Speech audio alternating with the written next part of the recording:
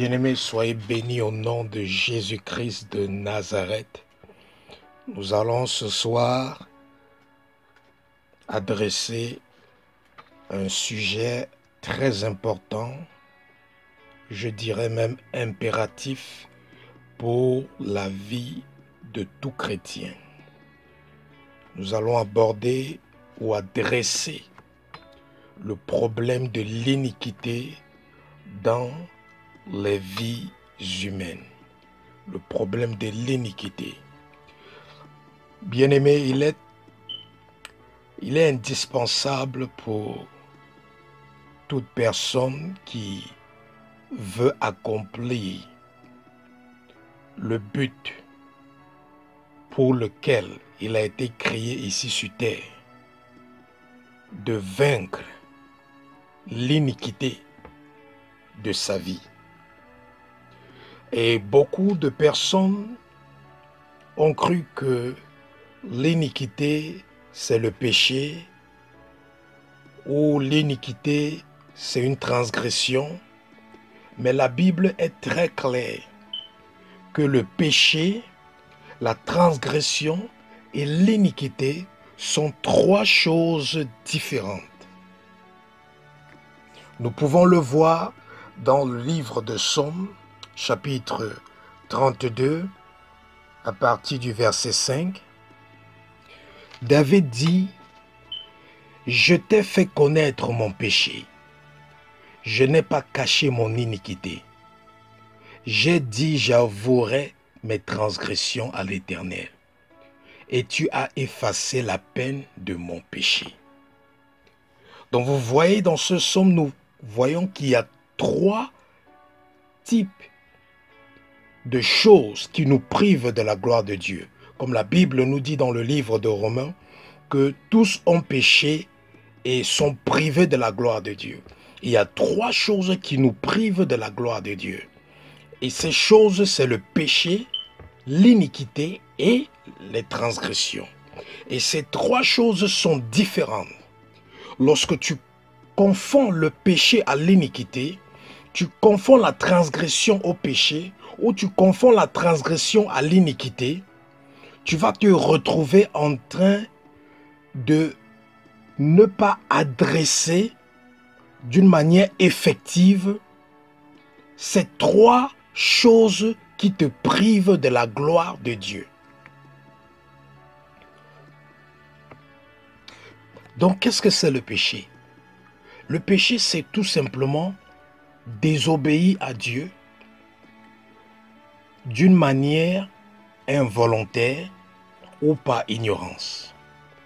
Donc le péché, c'est lorsque quelqu'un désobéit à Dieu d'une manière involontaire ou par ignorance. Ça, c'est la définition du péché. Et qu'est-ce que c'est la transgression? La transgression, c'est maintenant lorsque quelqu'un désobéit à Dieu d'une manière volontaire ou consciente. Ça veut dire que quoi? Ça veut dire, que veut dire transgresser? Transgresser, ça veut dire que aller contre la loi de Dieu. Donc on dit que quelqu'un a commis une transgression lorsque la personne connaissait que Dieu interdit quelque chose et la personne décide d'aller contre ce que Dieu interdit. Et c'est là qu'on parle de transgression. Lorsque tu connais par exemple que Dieu dit qu'il ne faut pas commettre l'adultère, et que tu sais que Dieu dit qu'il ne faut pas commettre l'adultère, mais malgré ça, tu vas et tu commets l'adultère, tu n'es pas en train de commettre un péché, mais tu es en train de commettre une transgression. Donc tu n'es pas en train de pécher, mais tu es en train de transgresser la loi de Dieu.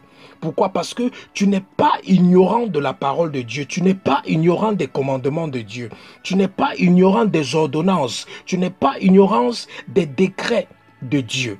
Donc, une transgression n'est pas un péché.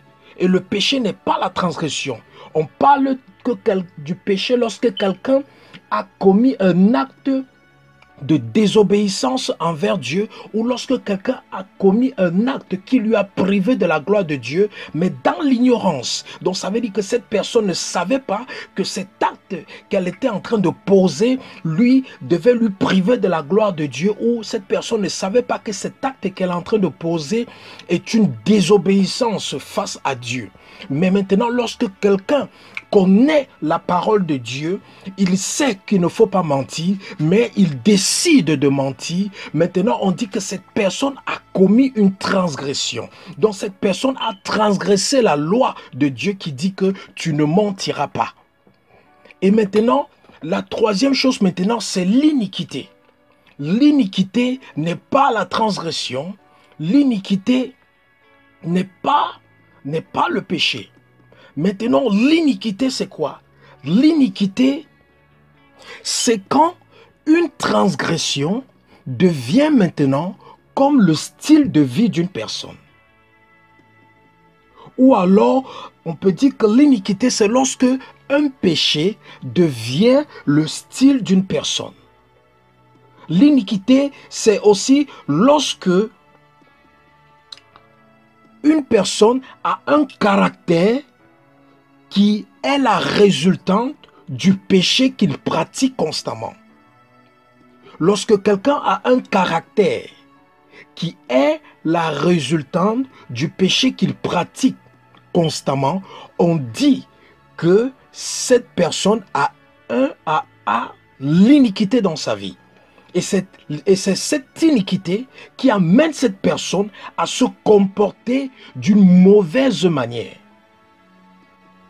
L'iniquité, c'est ce qui permet à un péché dans la vie de quelqu'un d'amener cette personne à commettre un autre péché. Et ainsi de suite. Et nous pouvons voir le cas de David, où David,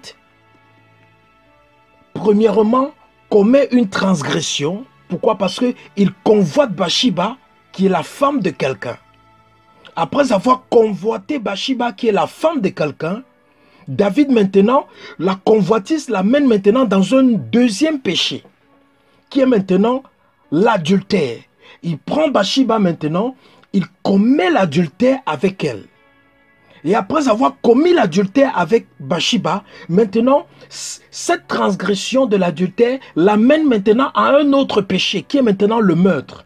David planifie maintenant le meurtre de son général de guerre Uri, qui était l'époux de Bathsheba.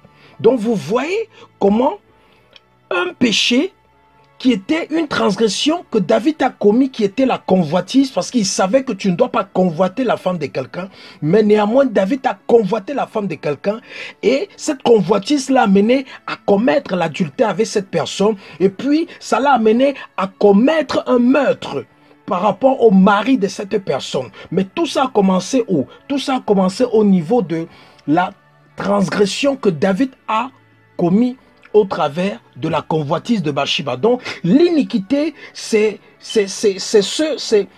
comme cette transgression que tu commets qui t'amène à commettre d'autres transgressions au point où ça devient comme un style de vie pour toi. L'iniquité, c'est la pratique du péché par quelqu'un. Lorsque quelqu'un pratique le péché, c'est une évidence qu'il y a l'iniquité en lui. L'iniquité, c'est l'opposé ou le contraire de la justice. L'iniquité, c'est l'opposé ou le contraire de la justice. Quand dans la vie de quelqu'un, il n'y a que injustice, quelqu'un est injuste, dans tout ce qu'il fait, il est injuste. Une telle personne est tout simplement sous le contrôle de l'iniquité. Parce que l'iniquité est l'opposition à la justice. 2 Corinthiens chapitre 6 verset 14 nous dit que quoi? Ne vous mettez pas avec des infidèles sous un joug étranger. Car quel rapport y a-t-il entre la justice et l'iniquité? Vous voyez, la Bible dit que quel rapport y a-t-il entre la justice et l'iniquité? Donc au travers de ce verset, nous pouvons voir que la justice est l'opposition de l'iniquité. Et l'iniquité est tout ce qui est contraire à la justice. Donc c'est la raison pour laquelle on peut dire que l'iniquité, c'est l'opposé de la justice. Ou alors la justice, c'est l'opposé de l'iniquité. L'iniquité, c'est aussi commettre le péché d'une manière préméditée. Ça veut dire que quoi? Ça veut dire que on sait qu'on s'en va pécher lorsqu'on va et on planifie même le péché. Donc lorsque quelqu'un dans sa vie passe son temps à planifier le péché, on dit que cette personne est en train de préméditer le péché. Et lorsque quelqu'un prémédite le péché, ça veut dire que cette personne est consciente qu'elle est en train d'aller pécher, mais néanmoins, elle continue dans son action. Et une telle personne est aussi victime de ce qu'on appelle l'iniquité. L'iniquité aussi, c'est une attitude pécheresse. Quand quelqu'un a une attitude de péché dans sa vie, vous voyez, quelqu'un a une attitude de péché, ça veut dire que son attitude, son comportement est une offense pour Dieu. Et vous pouvez voir des exemples comme des personnes qui sont arrogantes. Quand quelqu'un est arrogant, vous voyez, il a une attitude. Mais ne sait pas que l'arrogance là, c'est une attitude qui le fait pécher. Vous voyez, lorsque quelqu'un est orgueilleux, c'est une attitude qui fait aussi pécher les gens. Quand quelqu'un est orgueilleux, c'est une évidence qu'il y a l'iniquité dans sa vie. Donc, parlons de la nature de l'iniquité. L'iniquité est générationnelle ou transgénérationnelle. L'iniquité est héréditaire. L'iniquité, c'est un péché qu'on hérite de ses parents, de ses ancêtres ou de sa lignée familiale. C'est la raison pour laquelle on dit que l'iniquité est transgénérationnelle. Pourquoi? Parce que nous héritons l'iniquité au travers de notre lignée familiale. Et tout être humain a hérité l'iniquité au travers de sa lignée familiale. Et c'est la raison pour laquelle il y a des péchés que tu commettais avant d'avoir donné ta vie à Christ. Et maintenant que tu as donné ta vie à Christ, tu continues à commettre ces péchés. Tu vas constater que tu as beau prier pour implorer la miséricorde de Dieu pour ces péchés. Tu as beau prier pour ne plus commettre ce type de péché. Mais bien que tu sais que Dieu demande de ne plus commettre ce genre de péché, ce type de péché, tu te retrouves toujours en train de commettre ce péché. Pourquoi? Parce que tu n'as pas compris que ce péché que tu commets là, c'est l'iniquité que tu as hérité de ta lignée familiale. Et quand on dit que tu as hérité de ta lignée familiale, ça veut dire que ça peut être quelque chose que tu as hérité de ton père, hérité de ta mère, hérité de ton grand-père, de ta grand-mère, ou hérité d'un ancêtre dans ta lignée familiale. Nous pouvons voir, la Bible nous dit dans le livre de Lamentation chapitre 5, verset 7. La Bible dit que quoi? Dans Lamentation chapitre 5, verset 7. La Bible dit: nos pères ont péché, ils ne sont plus, et c'est nous qui portons la peine de leurs iniquités. Vous voyez? La Bible dit que nos pères ont péché. Ils ne sont plus. Mais c'est nous qui portons la peine de leurs iniquités. Donc l'iniquité est quelque chose que tu hérites de ta lignée familiale. C'est quelque chose que tu hérites de tes fondations ou des fondements de ta vie au travers de ton appartenance à ta famille. Et c'est pour ça que tu vas constater qu'il y a des péchés que tu te bats pour ne plus commettre, mais tu te retrouves toujours en train de les commettre. Pourquoi? Parce que tu ne sais pas que c'est l'iniquité qui est en train de travailler dans ta vie. Tu ne sais pas que c'est quelque chose que tu as hérité. Et tu ne sais pas que c'est quelque chose dont tu dois être délivré.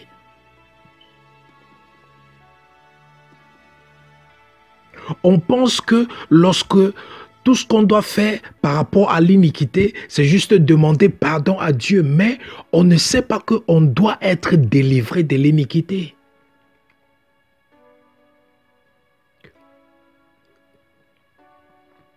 Et vous voyez, beaucoup de chrétiens même, lorsqu'ils prient, ils demandent seulement à Dieu pardon pour leurs péchés. Parce qu'on ne les a pas appris qu'est-ce que c'est les transgressions. On ne les a pas appris qu'est-ce que c'est l'iniquité. Ce qui fait que les chrétiens ne savent même pas que la chose qui les prive le plus de la gloire de Dieu, c'est soit la transgression ou l'iniquité. Pourquoi? Parce que le péché, c'est lorsque tu commets un acte par ignorance contre la volonté de Dieu. Mais nous qui sommes enfants de Dieu, nous connaissons la parole de Dieu. Donc la plupart de ce que nous commettons contre Dieu, c'est soit une transgression, soit alors l'iniquité. Mais parce que les enfants de Dieu n'ont pas cette connaissance, qu'il y a une différence entre le péché, l'iniquité et la transgression, les enfants de Dieu adressent seulement dans leur vie le péché. Mais ils n'adressent pas l'iniquité et la transgression. Et c'est pour ça qu'ils se retrouvent toute leur vie en train de bagarrer avec des péchés qu'ils n'arrivent pas à arrêter de commettre. Parce qu'ils n'ont pas compris qu'ils ont besoin de la délivrance de l'iniquité.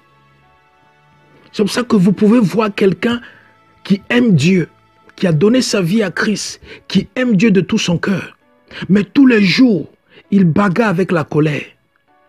Il prend même 40 jours de jeûne, 50 jours de jeûne. Lorsqu'il finit ses 40 jours de jeûne, la minute qui suit, il se retrouve dans la colère. Tous les jours, il pleure devant Dieu par rapport à ce péché de la colère. Mais il ne sait pas qu'il a besoin de la délivrance de l'iniquité. Pourquoi? Parce que la colère qui est en lui n'est plus à la dimension du péché, ni à la dimension de la transgression, mais c'est à la dimension de l'iniquité. Et tout ce qui a la dimension de l'iniquité, tu dois être délivré de cela. Si tu n'es pas délivré de cela, tu vas rester dans la captivité de cette iniquité. Sur ça que vous pouvez voir des gens qui aiment Dieu, des hommes qui aiment Dieu, qui aiment leurs femmes de tout leur cœur, mais ils se retrouvent en train de commettre l'adultère. Pourquoi? Parce qu'ils ne peuvent pas se retenir, parce qu'en eux, il y a l'iniquité de l'adultère qu'ils ont hérité peut-être de leur père ou de leur mère. Même chose pour des femmes qui aiment leur mari, mais il y a quelque chose qui les pousse à sortir du cadre du mariage pour avoir d'autres relations. Elles ont beau prier, beau jeûner, beau demander pardon à Dieu. Elles se sont même repenties de cette chose. Mais ce n'est pas suffisant de s'arrêter au niveau de la confession et de la repentance pour adresser l'iniquité dans ta vie. Lorsque tu commets l'iniquité dans ta vie, Tu dois le confesser devant Dieu. Tu dois te repentir de cela. Mais maintenant, tu dois maintenant être délivré de cela. Si tu n'es pas délivré de cela, tu vas encore te retrouver dans cette même iniquité. Nous pouvons voir des exemples dans la Bible. Nous pouvons voir M. Moïse qui avait en lui l'iniquité. Moïse était le descendant de Lévi. Lévi qui était un fils de Jacob. Et la Bible dit que lorsque la fille de Jacob a été violée, Lévi et Siméon sont allés et ils ont tué. Ils sont allés dans le territoire des personnes qui avaient violé leur sœur. Ils ont tué tous les mâles. Et la Bible dit, Jacob s'est fâché, il a maudit la colère de Siméon et de Lévi. Et vous voyez que maintenant, Moïse naît de la descendance de Lévi. Et ce Moïse maintenant se retrouve maintenant avec des problèmes de la colère. Et à plusieurs fois, on a vu comment la colère a amené Moïse à faire des bêtises.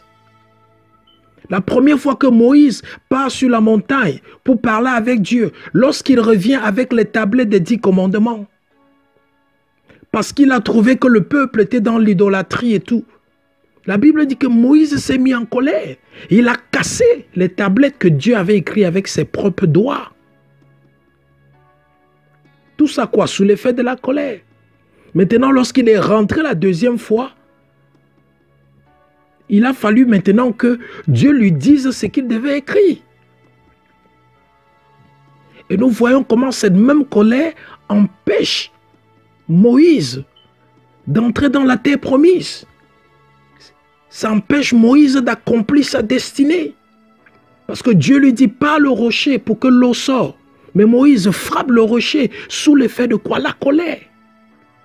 Donc vous voyez comment l'iniquité de la colère est restée et a travaillé dans la vie de Moïse. Malgré qu'il se repentait à chaque fois qu'il commettait cette iniquité, la colère, il se repentait de cela. Mais parce qu'il ne s'est pas délivré de ça, ça l'a empêché d'accomplir sa destinée. Ça a fait avorter sa destinée. Ça l'a empêché d'entrer dans la terre promise.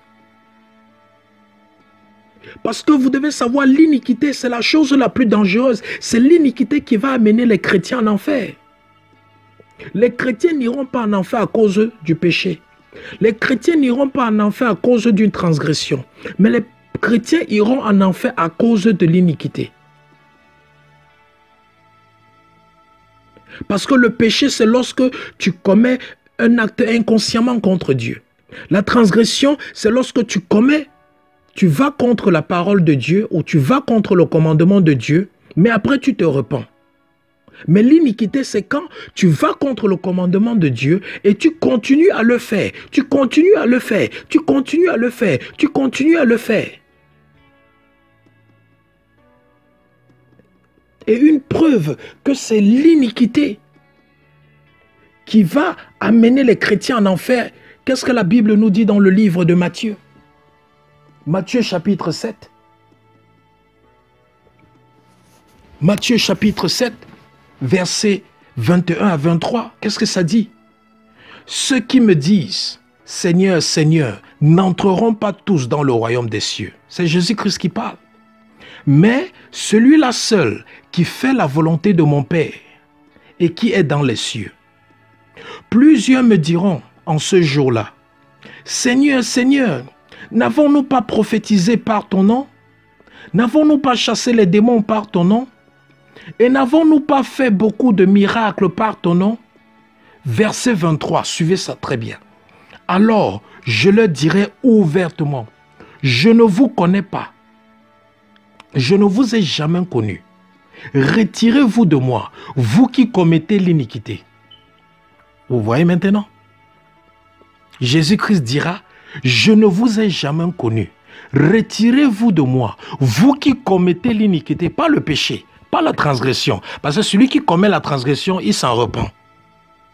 Mais celui qui commet l'iniquité, ça veut dire que quoi? Ça veut dire que le péché là est devenu son style de vie. C'est quelque chose qu'il pratique. C'est quelque chose qu'il a accepté. Comme certaines personnes ont accepté le péché, certains péchés dans leur vie. Certaines personnes ont accepté d'être arrogants. On les dit qu'ils sont arrogants, mais ils ne veulent pas travailler dessus. D'autres personnes, on les dit qu'elles sont orgueilleuses, mais elles ne veulent pas travailler dessus. Elles continuent à être orgueilleuses. Elle dit qu'il y a certaines personnes qui disent que Dieu m'a créé comme ça, personne ne peut me changer. Dieu m'a créé comme ça, personne ne peut me changer. Je suis comme ça. Bien aimé, ces genres de personnes ne savent pas qu'elles sont en train de commettre l'iniquité. Qui es-tu pour dire que Dieu m'a créé comme ça et que personne ne peut me changer? Fais attention, bien aimé. Parce que tu es dans l'iniquité. Jésus dit qu'il dira à ces gens-là ouvertement, je ne vous ai jamais connu. Retirez-vous de moi, vous qui commettez l'iniquité. Tu connais qu'il y a des péchés dans ta vie que tu commets tout le temps, tu te repens, tu commets, tu te repens, tu commets, tu te repens, tu commets, tu te repens, tu commets, tu jeûnes, tu pries, après ça, tu te retrouves encore dans le même péché. Ce genre de péché, c'est l'iniquité dans ta vie et tu dois être délivré de cela. Et toute iniquité qui est dans ta vie ne vient pas de toi. Tu as hérité ça de ta lignée familiale. Et si tu examines bien ta lignée familiale, si tu examines bien tes parents, tes grands-parents, si tu examines bien ta famille élargie, si tu examines bien tes ancêtres, tu vas découvrir que ce péché dont tu es captif, dont tu es esclave, il y avait aussi quelqu'un dans ta lignée familiale qui a vécu avant toi ou qui est né avant toi, qui était aussi esclave du même péché. Mais nous pouvons le voir dans la Bible. Nous voyons Abraham. Abraham, qui est parti mentir que Sarah, c'était sa sœur. Parce qu'il ne voulait pas qu'on le tue à cause de sa femme Sarah, qui était très belle. Et il donne naissance à son fils, Isaac. Mais parce que Abraham n'a pas adressé cette iniquité dans sa vie, il a transmis ça maintenant, son fils a hérité ça. Isaac aussi, il part dans une terre étrangère et il ment que Rebecca est sa sœur. Il ment exactement comme son père. Exactement comme son père. Alors qu'il n'était pas là lorsque son père, peut-être n'était même pas là lorsque son père mentait. Mais qu'est-ce qui s'est passé? L'iniquité du mensonge qui était dans la vie d'Abraham s'est transmise dans la vie d'Isaac. Et cette iniquité du mensonge, il y avait aussi ça dans la vie de Sarah, la femme d'Abraham. Parce que lorsque les 3 anges ont rendu visite à Abraham, ils ont dit à Abraham qu'il devait avoir un enfant. Sarah a suivi ça et s'est mise à rire. Et les anges ont demandé à Sarah, mais pourquoi tu ris? Mais Sarah a dit que non, elle n'a pas ri. Elle a menti. Donc vous voyez qu'il y avait le mensonge. Et ce même mensonge a été transmis à leur enfant Isaac.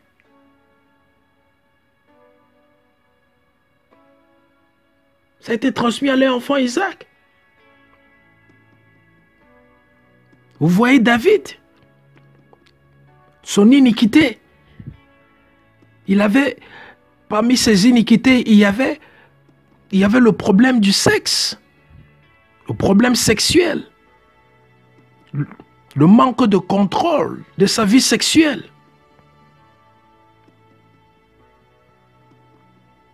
Vous avez vu, il a vu Bathsheba, il l'a convoitée, il a commis l'adultère avec elle, et après avoir commis l'adultère avec elle, il a assassiné son mari. Et après avoir assassiné son mari, il la prend maintenant pour épouse. Regardez combien de péchés il a commis. Il était en train de vivre dans ça. Ça, c'est comme ça que l'iniquité se manifeste dans la vie de quelqu'un.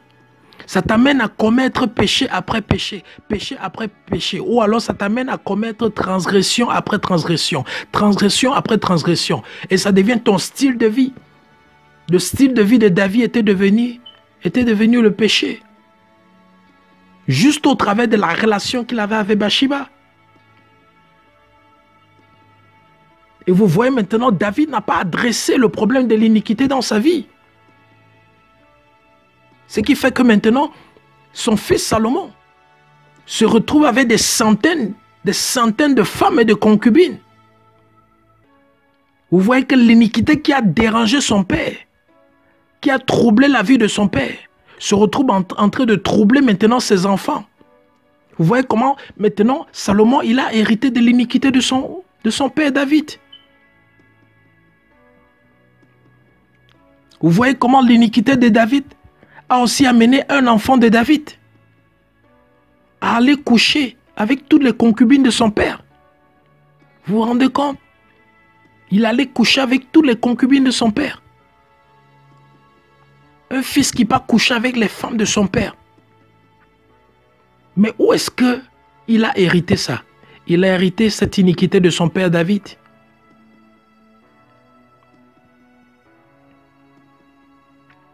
Et cette iniquité, ça a aussi même causé même l'inceste dans la famille. Parce qu'un fils de David, il allait violer sa sœur. Il allait violer sa sœur.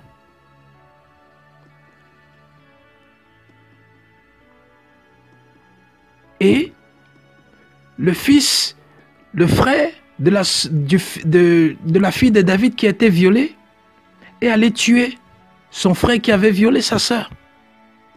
Le meurtre. Le même meurtre que David a commis sur Uri. Voilà, ses enfants ont commis le même meurtre sous le toit de sa maison. Tout ça à cause de quoi? L'iniquité qui n'a pas été adressée. C'est pour ça que, bien aimé, il est impératif que tu adresses l'iniquité, toute iniquité dans ta vie. Parce que toute iniquité que tu n'adresses pas dans ta vie, tu vas transférer ça à tes enfants, que tu le veuilles ou pas. Et la raison pour laquelle tu souffres de ces iniquités qui sont dans ta vie aujourd'hui, c'est parce que tes parents n'ont pas adressé ça dans leur vie. Et si tu n'adresses pas ça aussi dans ta vie, de même que tu es en train de souffrir de ces iniquités, tes enfants vont aussi souffrir de ces iniquités. Nous voyons l'histoire de Lot. Lot, qui allait vivre à Sodome et Gomorrhe. Lorsque les anges ont fait sortir Lot de Sodome et Gomorrhe, qu'est-ce qui s'est passé? La Bible dit que les deux filles de Lot ont fait boire Lot au point où il a saoulé. Et lorsque Lot était saoul, ces deux filles ont couché avec lui. Et ils ont eu des enfants. Vous voyez l'iniquité? Vous voyez comment l'iniquité de Lot a été transmise aux enfants. Au point où les enfants viennent coucher avec lui, son père. Et ils ont donné naissance à qui?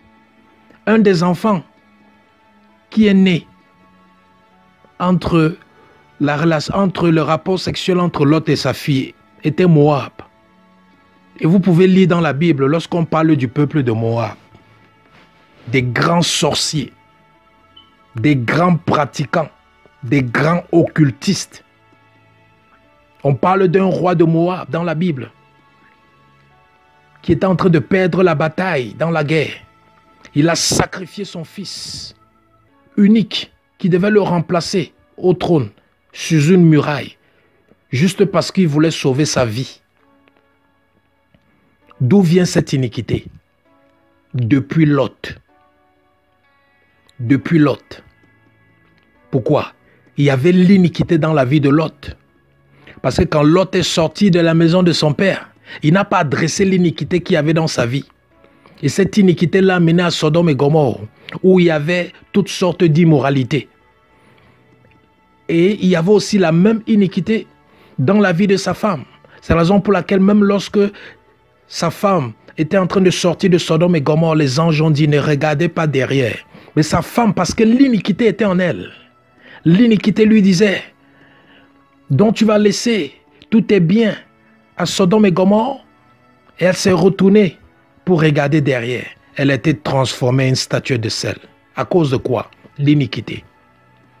Et l'iniquité qui n'a pas été adressée, ça a été transmis aux filles de Lot et qui se sont trouvées en train de commettre l'inceste avec leur père. Bien-aimé, l'iniquité est dangereuse parce que c'est l'iniquité qui va condamner le chrétien pour l'enfer. Si tu n'adresses pas l'iniquité, l'iniquité va te renverser un jour. Parce que tu dois savoir que l'iniquité, c'est aussi ça qui a détruit la vie des enfants du sacrificateur Élie. Élie savait que ses enfants commettaient du pillage, que ses enfants abusaient du peuple, que ses enfants commettaient l'immoralité sexuelle, même dans le temple, avec des femmes. Il y a plusieurs fois, le peuple est venu se plaindre devant Élie. Mais Élie n'a rien fait. Qu'est-ce qui s'est passé? Dieu les a frappés tous. À cause de quoi? Pas à cause du péché, pas à cause de la transgression, mais à cause de l'iniquité. À cause de l'iniquité.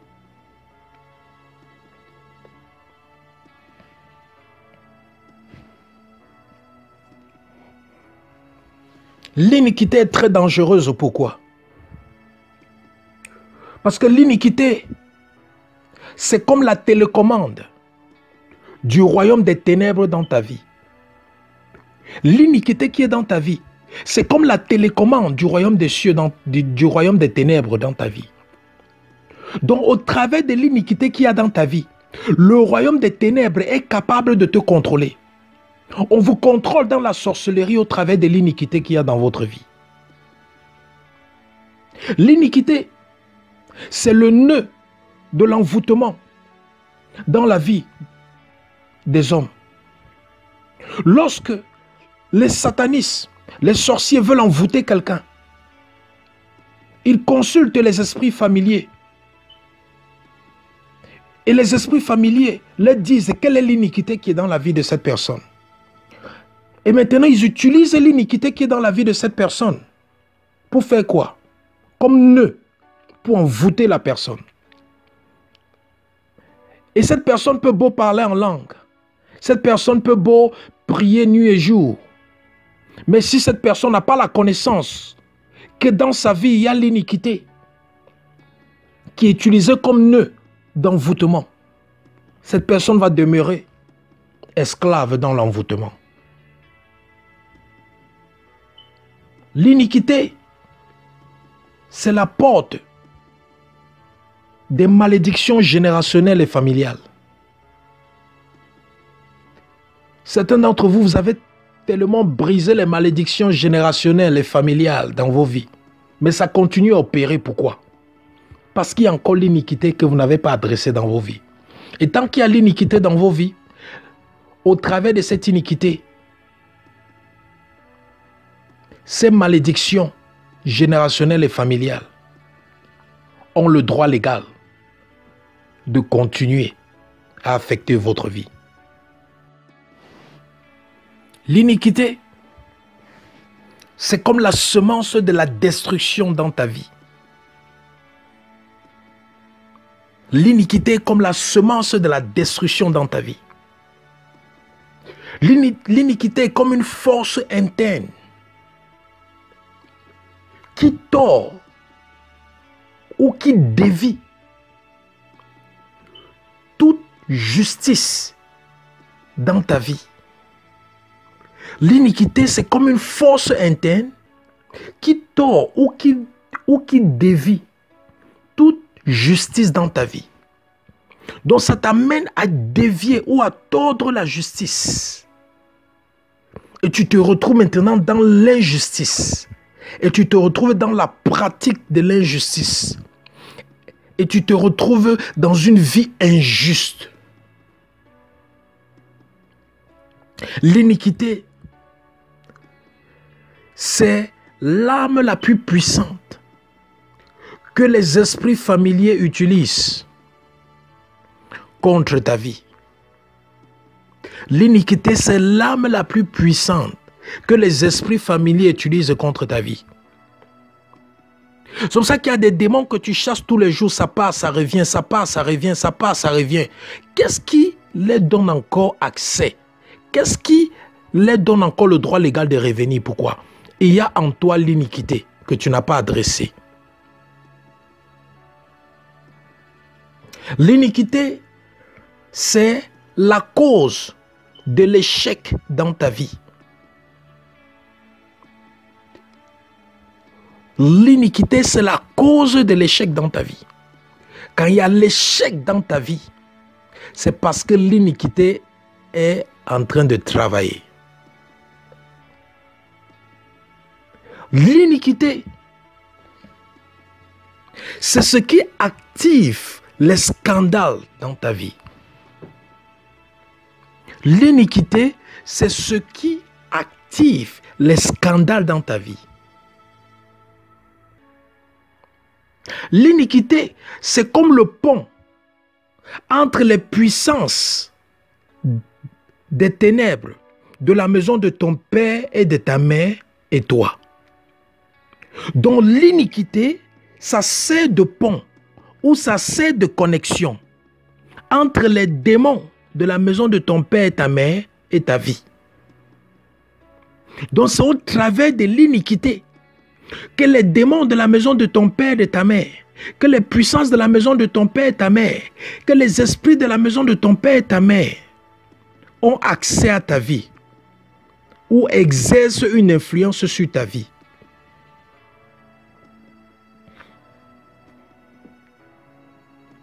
L'iniquité est l'ennemi numéro 1 de ta destinée. Parce que l'iniquité va t'empêcher d'être établi dans ta destinée ou d'accomplir ta destinée. Comme on peut le voir avec Moïse. Parce qu'il n'a pas dressé l'iniquité dans sa vie de la colère.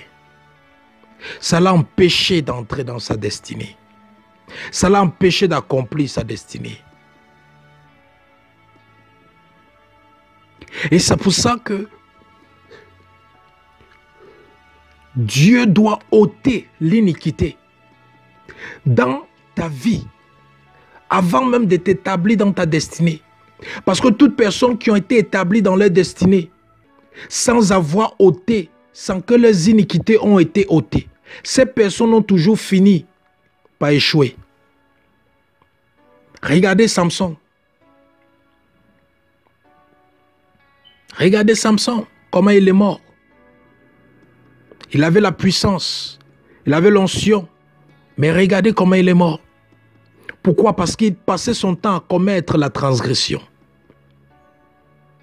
Il passait son temps à aller voir Delilah. Il savait que ce qu'il partait faire avec Delilah, c'était du péché, c'était de la transgression. Il savait que Dieu n'aimait pas ça, mais il continue à aller le faire. Et c'est devenu comme son style de vie. C'est devenu l'iniquité en lui. Et il n'a pas accompli sa destinée.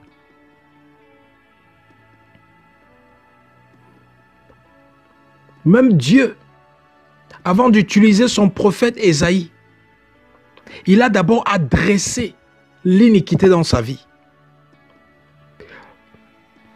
Ésaïe chapitre 6, à partir du verset 1. Qu'est-ce qu'Ésaïe dit? L'année de la mort du roi Osias, je vis le Seigneur assis sur le trône très élevé, et les pans de sa robe remplissaient le temple. Des séraphins se tenaient au-dessus de lui. Ils avaient chacun 6 ailes, 2 dont ils se couvraient la face, 2 dont ils se couvraient les pieds, et 2 dont ils se servaient pour voler. Ils criaient l'un à l'autre et disaient, « Saint, Saint, Saint est l'Éternel des armées, toute la terre est pleine de sa gloire. » Verset 4. Les portes furent ébranlées, dans leurs fondements par la voix qui retentissait, et la maison se remplit de fumée. Verset 5. Alors je dis, malheur à moi, je suis perdu, car je suis un homme dont les lèvres sont impures. J'habite au milieu d'un peuple dont les lèvres sont impures, et mes yeux ont vu le roi, l'Éternel des armées. Verset 6. Mais l'un des séraphins vola vers moi, tenant à la main une pierre ardente qu'il avait prise sur l'autel avec des pincettes. Verset 7. Il en toucha ma bouche et dit, ceci a touché tes lèvres, ton iniquité est enlevée et ton péché est expié. Vous comprenez ce qui s'est passé ici? Voilà le prophète Ésaïe qui se retrouve devant Dieu. Il se retrouve devant le trône de Dieu. Et parce que Dieu est tellement saint et pur, que lorsque tu te retrouves devant Dieu, toute impureté dans ta vie a découvert. Et Ésaïe commence à crier, malheur à moi, car je suis perdu. Je suis un homme dont les lèvres sont impures. J'habite au milieu d'un peuple dont les lèvres sont impures. Et mes yeux ont vu le roi de l'Éternel des armées. Ésaïe savait qu'il devait mourir. Pourquoi? Parce que son impureté était exposée devant la lumière et la pureté de Dieu. Mais qu'est-ce qui s'est passé? Dieu envoie des séraphins. Lorsque les séraphins, ce sont des anges, lorsque le séraphin arrive, il prend une pincette ardente, une pierre ardente avec des pincettes sur l'autel et il touche la bouche, il touche les lèvres d'Ésaïe. Et il dit à Ésaïe, ton iniquité est enlevée et ton péché est expié. Pour vous qui dites que le péché et l'iniquité c'est la même chose, si le péché et l'iniquité c'était la même chose, pourquoi ici l'ange prend la peine premièrement d'enlever son iniquité et deuxièmement d'expier son péché? Si l'iniquité et le péché étaient la même chose, pourquoi dans la Bible à chaque fois on parle du péché, l'iniquité et de la transgression séparément? Ne vous faites pas des illusions. La transgression, le péché, l'iniquité, c'est trois choses différentes. Ce sont les trois choses qui nous privent de la gloire de Dieu. Et on doit les adresser individuellement dans nos vies. Et si on ne comprend pas ça, on passe notre temps seulement à demander pardon pour nos péchés, nos iniquités restent. On passe notre temps à demander pardon pour les péchés et les transgressions, l'iniquité reste. Rares sont même ceux qui demandent souvent pardon pour les transgressions. Pourquoi? Ils ne savent même pas ce que c'est une transgression.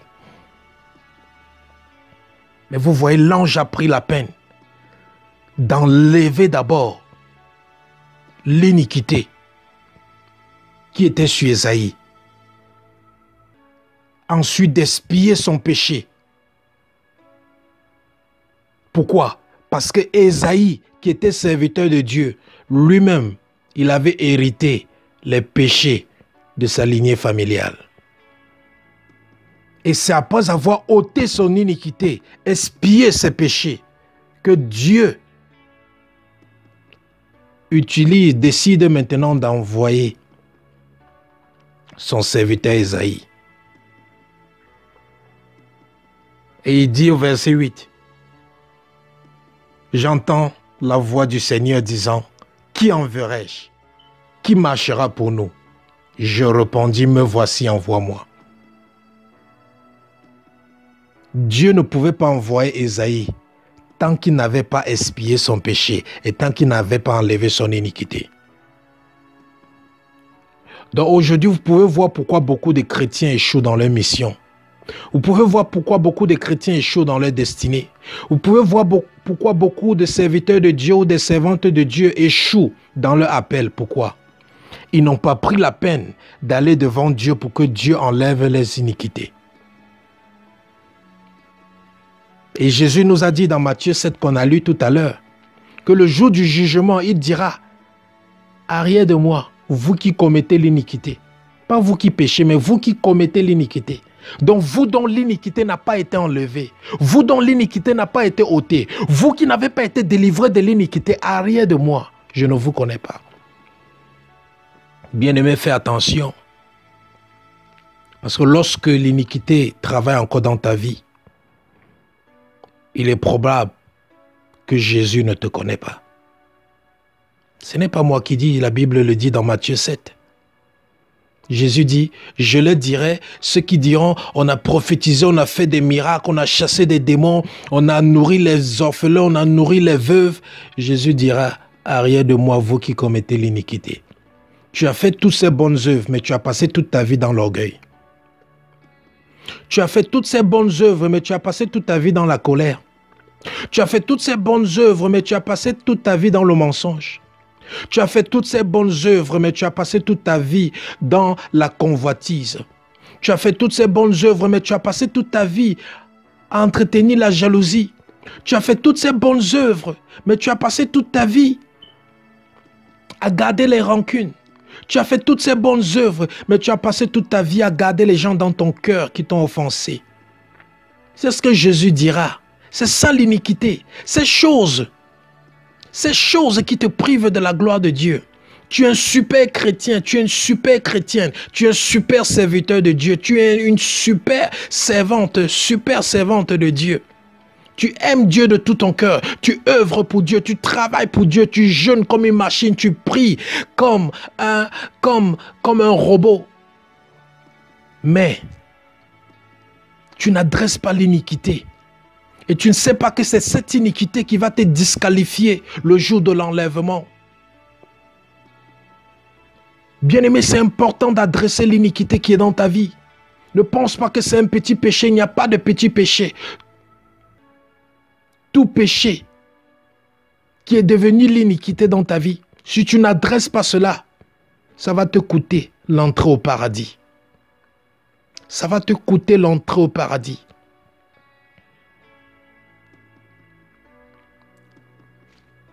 Et peut-être tu peux te dire qu'il n'y a pas d'iniquité dans ta vie.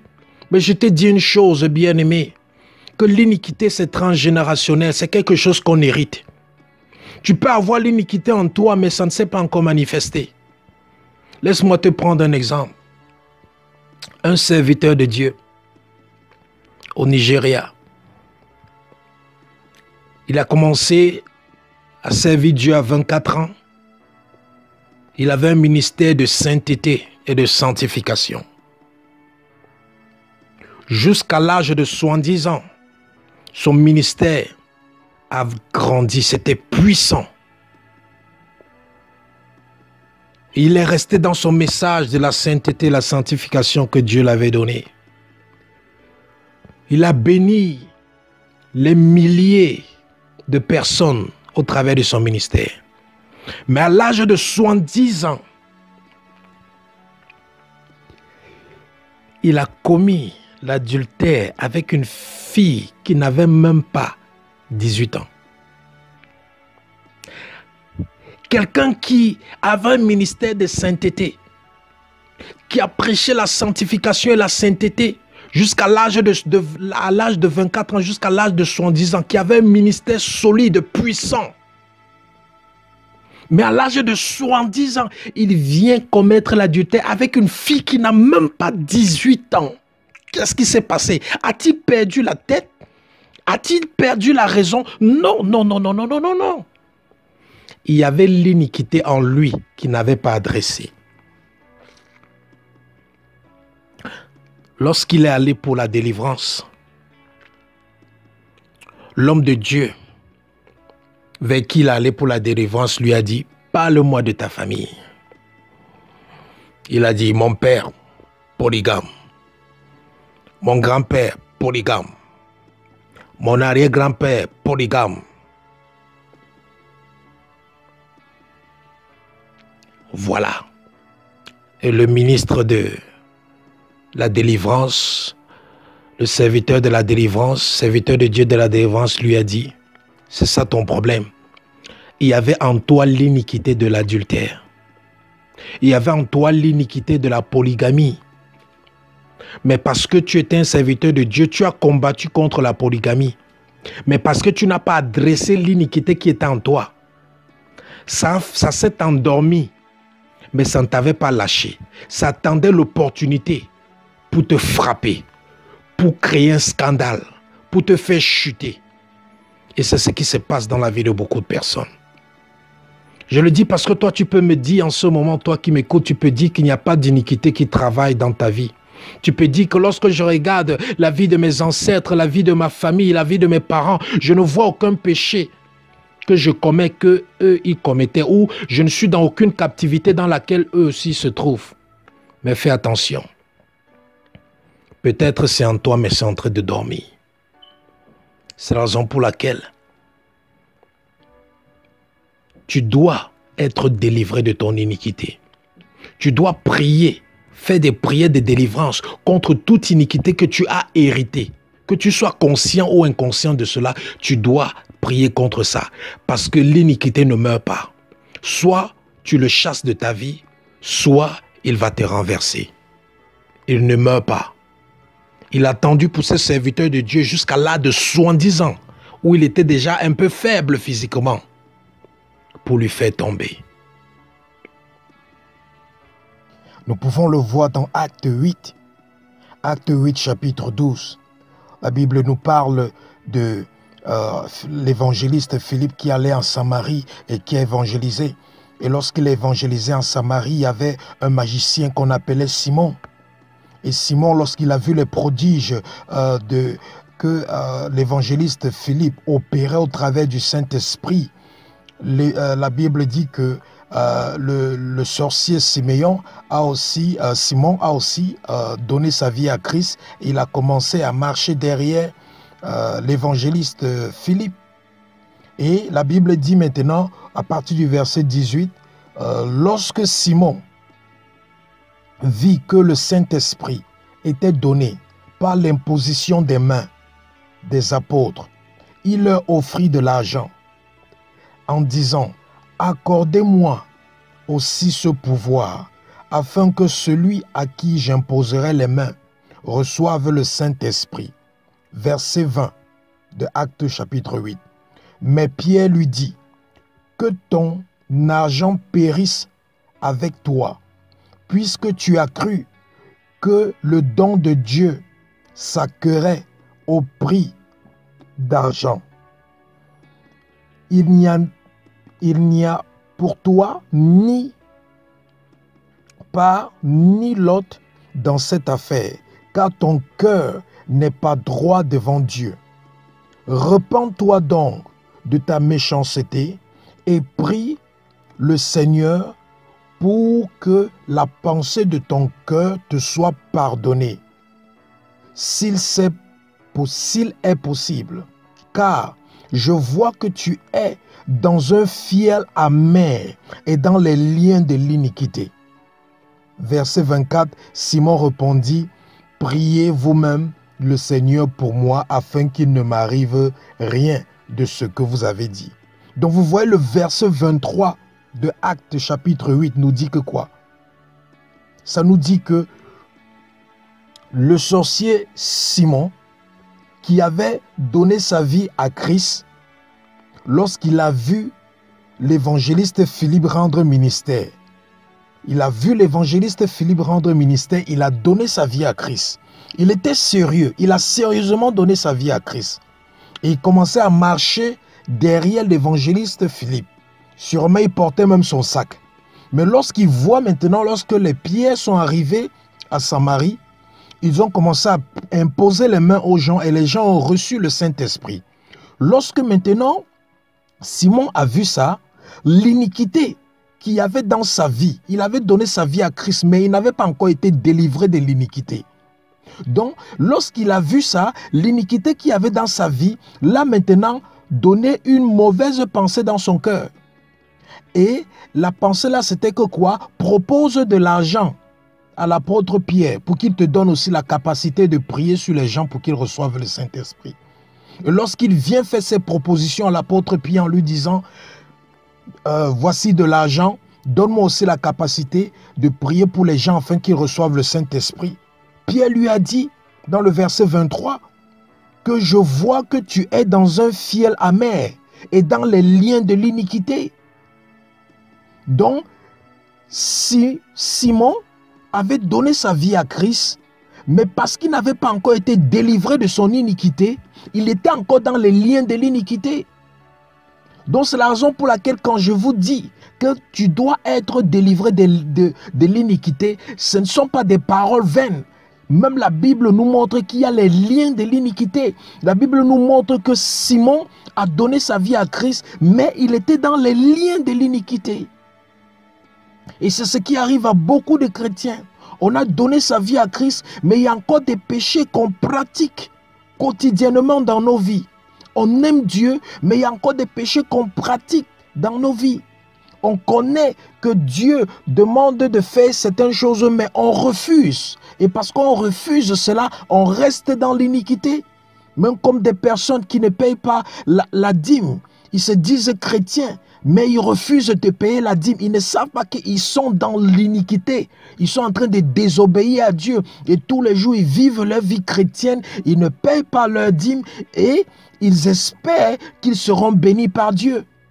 Mais bien aimé, tu dois savoir que l'iniquité, après avoir obtenu le pardon de ton iniquité, tu dois être délivré de ça. Sinon, ça va te créer des problèmes comme ça a créé des problèmes ici à Simon. Simon qui a donné sa vie à Christ, mais à cause de l'iniquité, il se retrouve encore en train de penser, d'avoir des pensées dans le cœur qui n'honorent pas Dieu. Et c'est ce que Simon, c'est ce que l'apôtre Pierre ici a dit à Simon.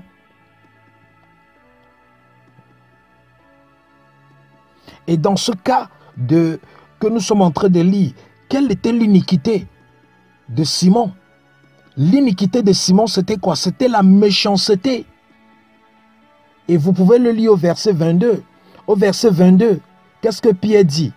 Il dit, « Repens-toi donc de ta méchanceté et prie le Seigneur pour que la pensée de ton cœur te soit pardonnée, s'il est possible. » Donc vous voyez, l'apôtre Pierre dit à Simon, « Repens-toi de ta méchanceté et prie le Seigneur que la pensée de ton cœur te soit pardonnée s'il est possible. » Donc la méchanceté était l'iniquité dans la vie de Siméon, de Simon plutôt. C'était ça le problème qu'il avait. Il avait donné sa vie à Christ, mais la méchanceté était encore en lui. C'est pour ça que vous allez voir beaucoup de chrétiens qui sont méchants. Ils aiment Dieu, mais ils sont encore méchants. C'est pour ça que vous allez voir beaucoup de méchanceté dans le corps de Christ, parce que les gens n'ont pas été délivrés de l'iniquité. Parce que leurs pasteurs ne les ont pas enseignés sur la délivrance de l'iniquité. On ne les a pas parlé de ça. C'est pour ça que vous allez voir des gens qui sont dans l'église, mais ils commettent des péchés. Ils commettent des péchés qui camouflent. Ils vivent dans ces péchés. D'autres, ça peut être le mensonge. D'autres, ça peut être même l'immoralité sexuelle. D'autres, ça peut être l'orgueil. D'autres, ça peut être même la manière de parler. Parce que dans le livre de Jacques, la Bible nous parle de l'iniquité de la langue. L'iniquité de la langue. Donc des gens qui, au travers de leur langue, au travers de leur parler, commettent l'iniquité. Les gens qui parlent mal, les gens qui font le commérage, les gens qui murmurent. Ils murmurent contre tout, ils murmurent contre Dieu, ils murmurent contre les serviteurs de Dieu, ils murmurent contre ce que Dieu fait dans la vie des autres. Certaines choses qu'ils ne comprennent pas, ils murmurent par derrière. Ça, c'est l'iniquité de la langue. Beaucoup de personnes ont l'iniquité de la langue. Ils parlent mal des personnes qui sont très irrespectueuses.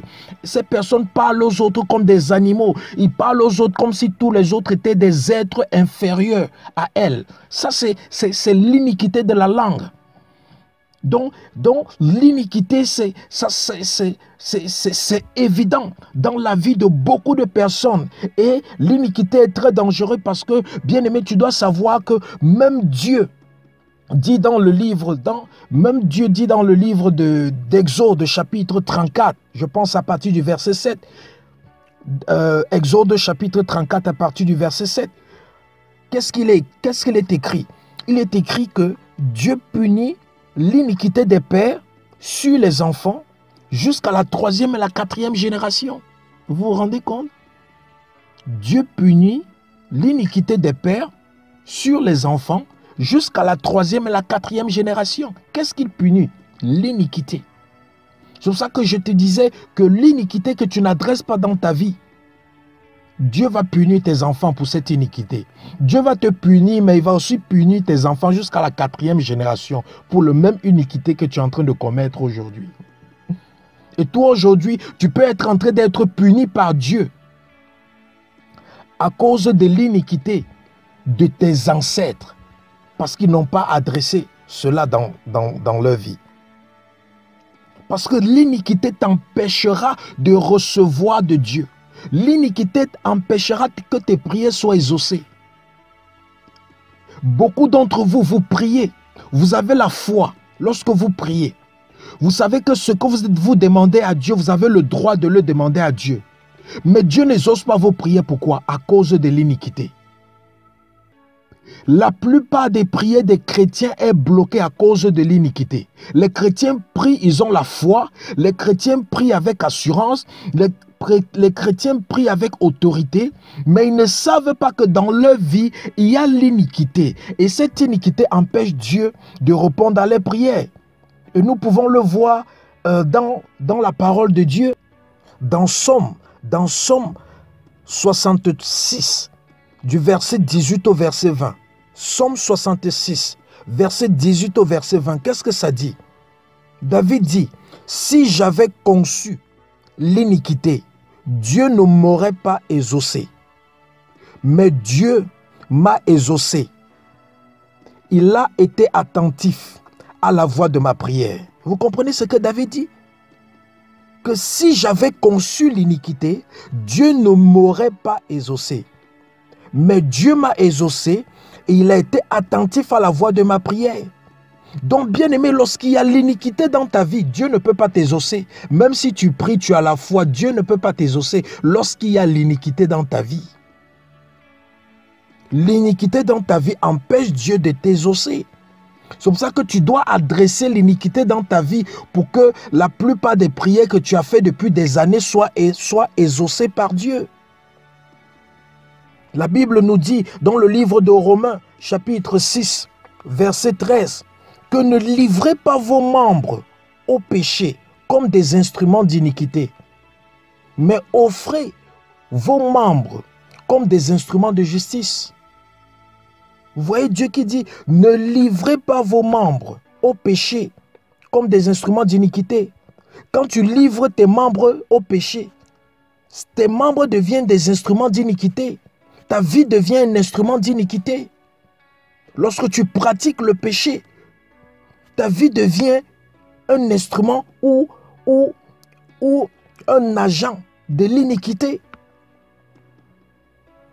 Dans 2 Timothée, chapitre 2, verset 19, qu'est-ce que ça dit? Le Seigneur connaît celui qui lui appartient. Et celui qui prononce le nom de l'Éternel, du Seigneur, que celui qui prononce le nom du Seigneur s'éloigne de l'iniquité. Le Seigneur connaît celui qui lui appartient. Et que celui qui prononce le nom de l'Éternel s'éloigne de l'iniquité. Donc, tu ne peux pas prononcer le nom de l'Éternel sans t'éloigner de l'iniquité. C'est pour ça que beaucoup de personnes prononcent le nom de l'Éternel. Il n'y a pas de changement dans leur vie parce qu'ils ne se sont pas encore éloignés de l'iniquité.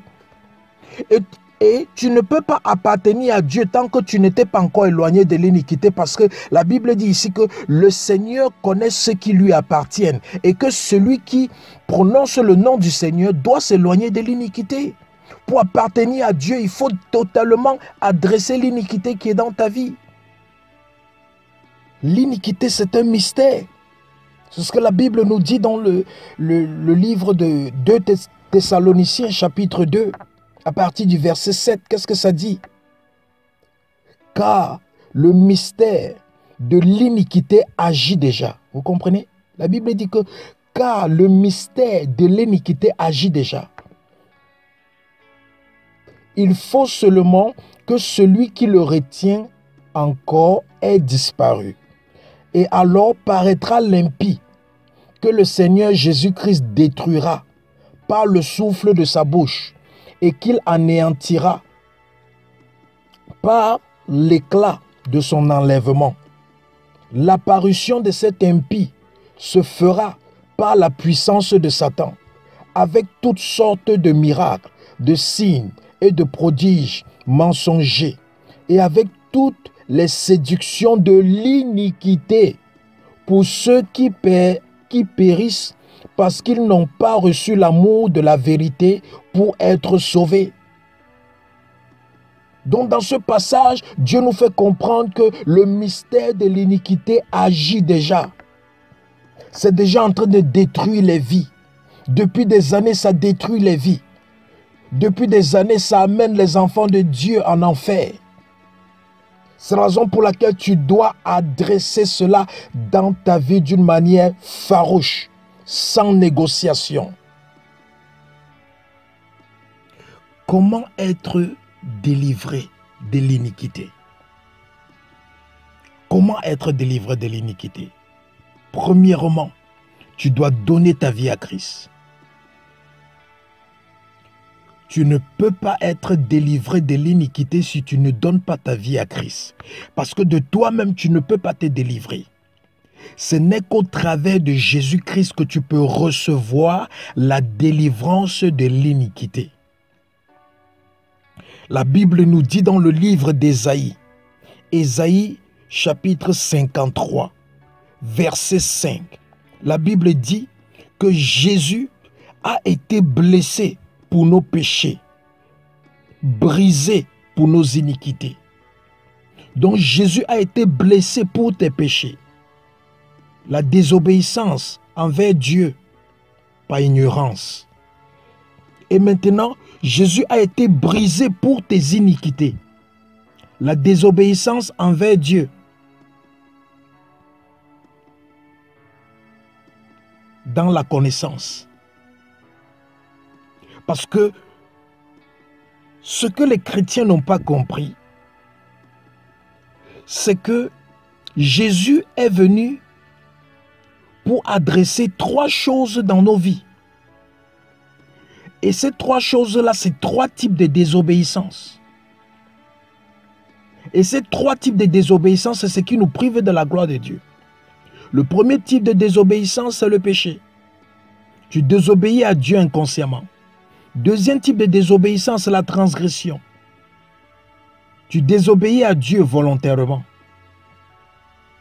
Mais le troisième type de désobéissance, c'est l'iniquité. Tu décides de faire de la désobéissance ton style de vie.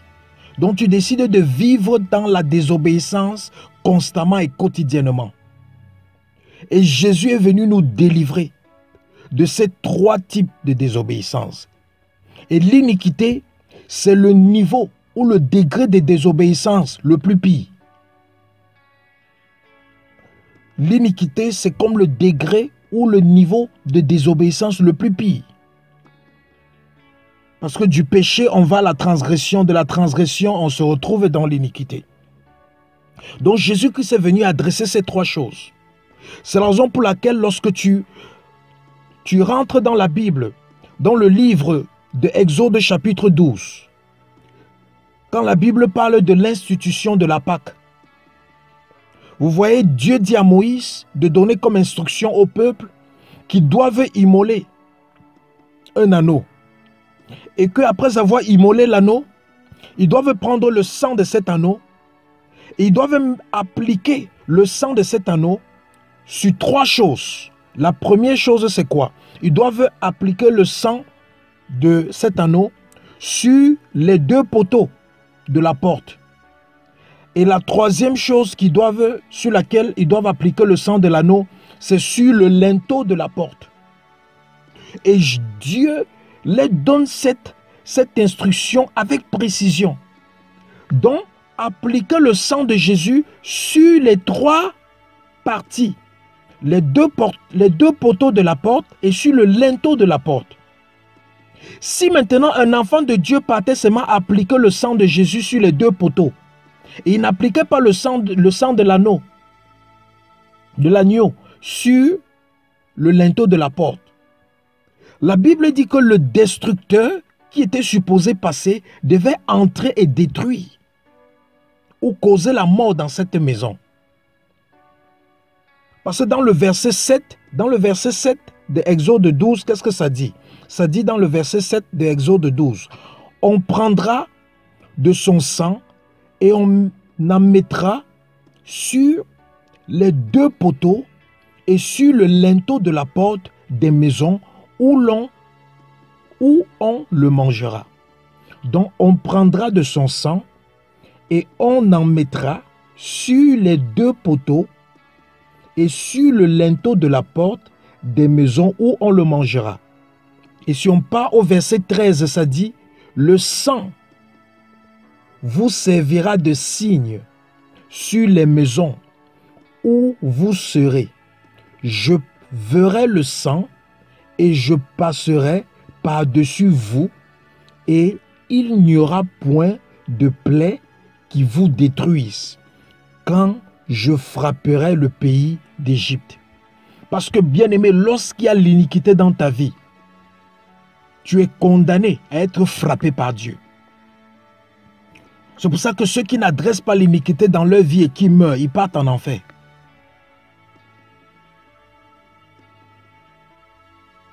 Parce que l'iniquité, ça veut dire que tu es... L'iniquité, une définition aussi de l'iniquité en hébreu, ça veut dire que tu mérites le jugement. Tu mérites la punition. Tu mérites le jugement, tu mérites la punition. Donc Dieu dit que rassurez-vous que vous appliquez le sang de Jésus sur les 2 poteaux et sur le linteau de la porte. Et qu'est-ce que les chrétiens font aujourd'hui?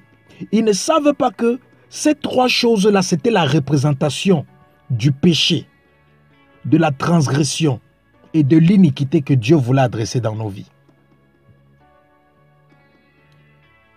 Si, pendant ce temps-là, d'Exode, si un enfant de Dieu ou un enfant du peuple d'Israël décidait d'appliquer seulement le sang de Jésus sur le linteau de la porte et il laissait les 2 poteaux, qu'est-ce qui devait se passer? Le destructeur devait entrer dans sa maison pour détruire.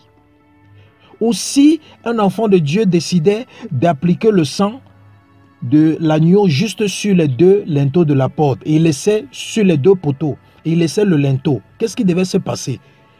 Le destructeur devait entrer. Pourquoi? Parce que Dieu a donné l'instruction que appliquer le sang sur les 2 poteaux et sur le linteau de la porte. Donc c'est la même chose. Beaucoup de chrétiens appliquent seulement le sang de Jésus-Christ contre le péché qui est dans leur vie, mais ils n'appliquent pas le sang de Jésus-Christ contre la transgression. Ils n'appliquent pas le sang de Jésus-Christ contre l'iniquité. C'est pour ça que les chrétiens, certains chrétiens, leurs péchés sont effacés, sont pardonnés, mais l'iniquité reste. Les péchés sont effacés, sont pardonnés, mais la transgression reste. Pourquoi? Parce qu'ils n'ont pas aussi appliqué le sang de Jésus contre la transgression et contre l'iniquité. Donc, la Bible nous dit que Jésus-Christ a été blessé pour nos péchés et il a été brisé pour nos iniquités.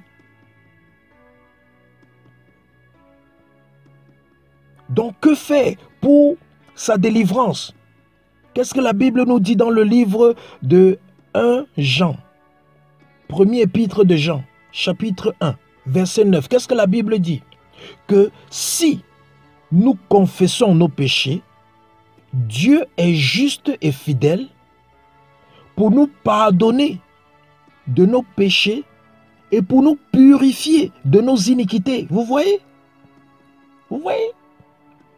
Le péché et l'iniquité, ce n'est pas la même chose. Si Dieu te pardonne de ton péché et il ne te purifie pas de ton iniquité, tu auras les problèmes. C'est pour ça que beaucoup de chrétiens ont les problèmes. Beaucoup de chrétiens ont les problèmes. Dieu les a pardonné leurs péchés, mais Dieu ne les a pas encore purifiés de leur iniquité. Parce qu'on ne les a pas enseignés sur l'iniquité.